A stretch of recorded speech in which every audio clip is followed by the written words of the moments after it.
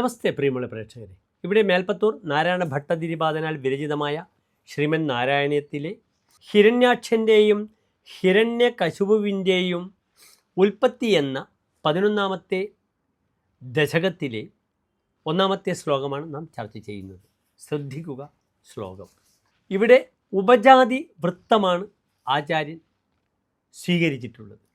ക്രമേണ സർഗേ പരിവർദ്ധമാനേ കദാപി ദിവ്യ സനകാദയസ്ഥേ ഭവദ്വിലോകായ വിഗുണ്ഠലോകം പ്രപേദിരേ മാരുതമന്ദിരേശ.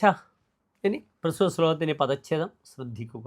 ക്രമേണ സർഗേ പരിവർദ്ധമാനേ കദാപി ദിവ്യാഹ സനകാദയഃ തേ ഭവദ്വിലോകായ വൈകുണ്ഠലോകം പ്രപേദിരേ മാരുതമന്ദിരേശ. അടുത്തതായി പ്രസ്തുത ശ്ലോകത്തിൻ്റെ അന്വയം നാം ചർച്ച ചെയ്യുന്നു. ശ്രദ്ധിക്കുക.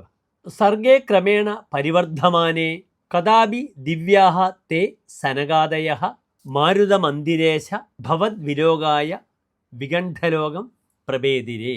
അടുത്തതായി പ്രസ്തുത ശ്ലോകത്തിൻ്റെ സാരാംശമാണ് നാം ചർച്ച ചെയ്യുന്നത്. അല്ലയോ ഗുരുവായൂരിൽ വസിക്കുന്ന സാക്ഷാൽ ഗുരുവായൂരപ്പ, സൃഷ്ടികർമ്മബലം ക്രമേണ വർദ്ധിച്ചു കൊണ്ടിരിക്കുന്ന അവസരത്തിൽ പരിശുദ്ധാത്മാക്കളായ സനകൻ മുതലായ മുനികൾ അങ്ങയെ ദർശിക്കുവാനായിക്കൊണ്ട് വൈകുണ്ഠത്തിൽ എത്തിച്ചേരുന്നു.